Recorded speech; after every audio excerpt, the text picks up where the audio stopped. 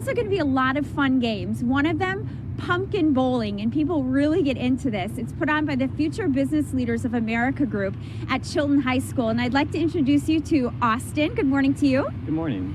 Okay, so what are your tips for the pumpkin bowling? Pumpkin bowling is exactly like regular bowling, just that you're using a pumpkin instead of a ball.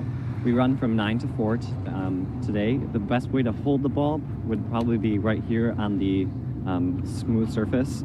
If we break off the stems to make it a little bit easier, but this will allow you to roll down the pumpkin as smoothly as possible. Okay, and what's fun about it is people, this is a competition. People can keep an eye on the scoreboard all day. Talk about that. Correct. They can come back and check the leaderboards. There's a leaderboard up all day long, and if you're got the chance to be at the top of the leaderboards, or first, second, or third, you get to claim your respective prize basket at the end of the day. Very cool. I'm gonna try it out here. I'm gonna let you hold on to this, okay?